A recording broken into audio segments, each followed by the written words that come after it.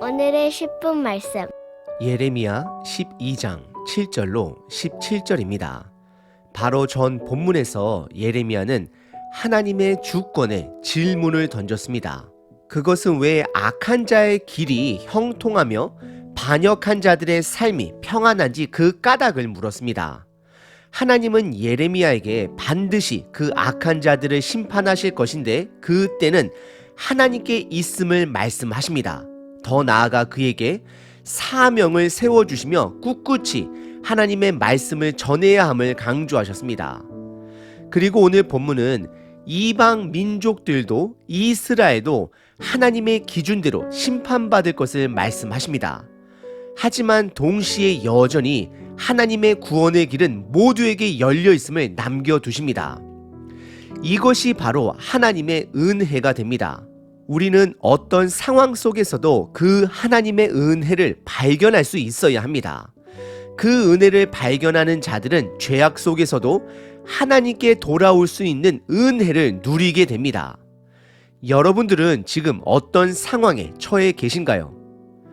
우리들의 어떤 상황 속에서도 하나님의 은혜는 반드시 존재합니다. 그 은혜를 발견하면 그것은 우리들에게 생명이 됩니다.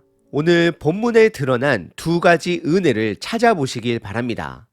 오늘 본문은 두 부분으로 나눌 수 있습니다. 첫 번째는 버림받은 이스라엘입니다.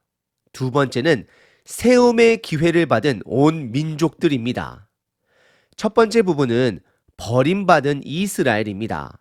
하나님은 이스라엘을 이미 버렸다라고 선언하십니다. 하지만 그 안에는 하나님의 은혜가 있습니다. 그 은혜를 발견해 보시길 바랍니다. 7절부터 13절입니다.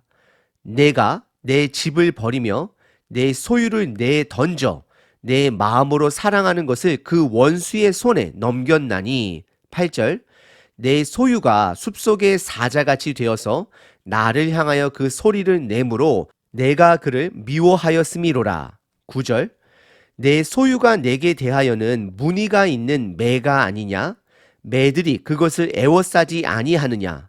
너희는 가서 들짐승들을 모아다가 그것을 삼키게 하라. 10절 많은 목자가 내 포도원을 헐며 내 몫을 짓밟아서 내가 기뻐하는 땅을 황무지로 만들었도다. 11절 그들이 이를 황폐하게 하였으므로 그 황무지가 나를 향하여 슬퍼하는도다.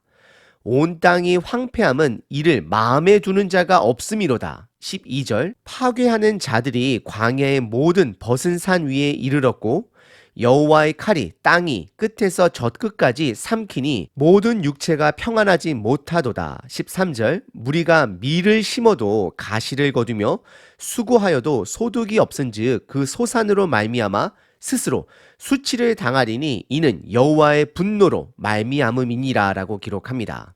은혜의 부분을 발견하셨나요? 바로 7절에 은혜가 드러납니다. 하나님은 이스라엘을 향하여 여전히 나의 집, 내 소유, 내 마음으로 사랑하는 것이다 라고 표현을 하십니다. 여전히 이스라엘은 하나님의 것으로 속한 것으로 여겨주십니다. 문제는 이들입니다. 이스라엘은 하나님을 인정하지 않습니다. 7절에 보시면 세 가지 동사가 등장합니다. 그 동사는 완료형으로 과거 동사입니다.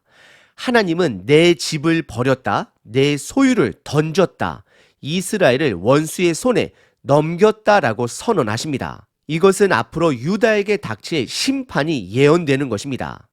8절과 9절은 이스라엘을 두 가지 동물로 표현하십니다.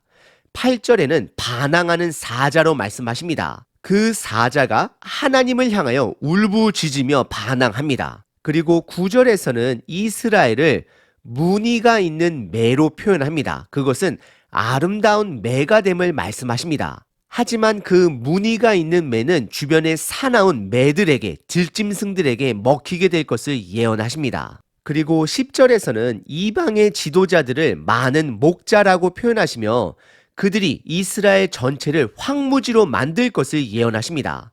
성경에서 황무지라는 것은 생명이 사라지고 질서가 사라진 땅을 말하는 것입니다. 하나님이 사라진 땅은 황무지입니다. 그곳에는 생명과 질서가 사라졌습니다. 오로지 공허하며 무질서만 있게 될 것입니다. 하지만 더 슬픈 것은 11절입니다. 그들은 그 땅이 황무지가 되어 슬퍼는 하지만 무슨 이유로 그들의 땅이 황무지가 되었는지는 관심을 갖지도 않는다라고 드러내십니다. 이것은 이스라엘 백성들의 마음이 황무지가 되었음 또한 드러내시는 것입니다. 그래서 12절에 두 가지 단어를 사용하시며 유다에게 닥칠 심판을 선언하십니다. 첫 번째 단어는 파괴하는 자들이고 두 번째는 여호와의 칼입니다.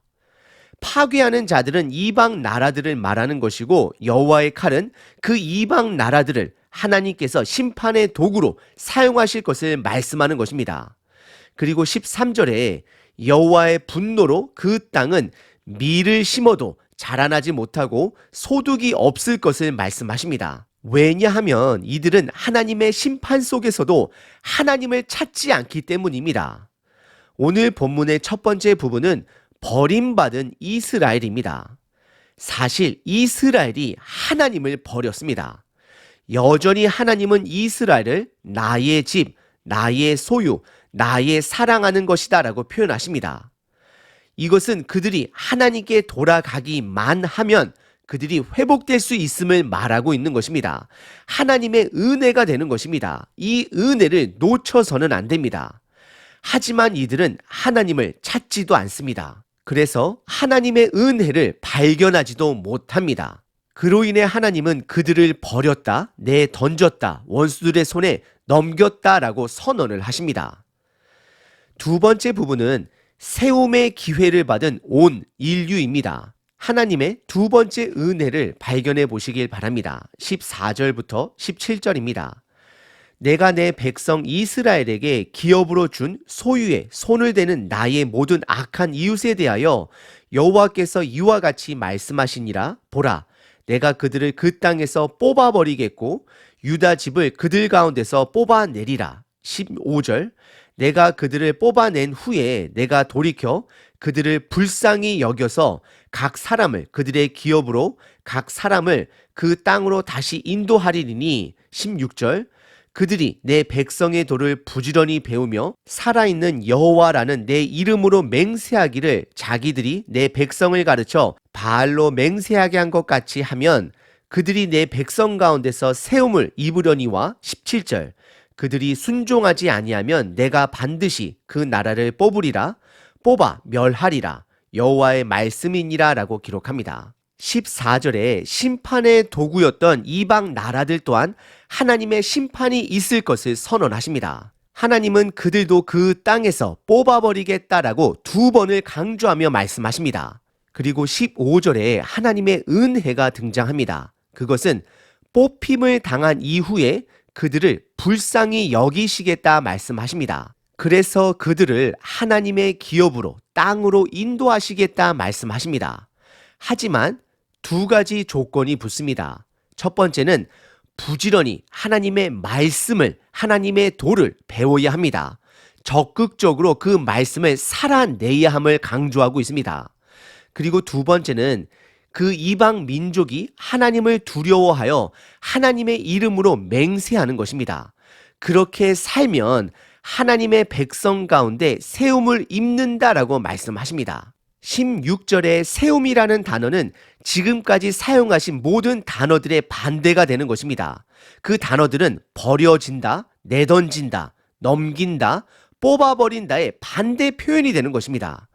하나님은 저와 여러분들이 세워지길 바라고 계십니다. 그러기 위해서는 먼저 하나님께 돌아와야 하고 하나님의 법도를 삶에서 연습해야 합니다.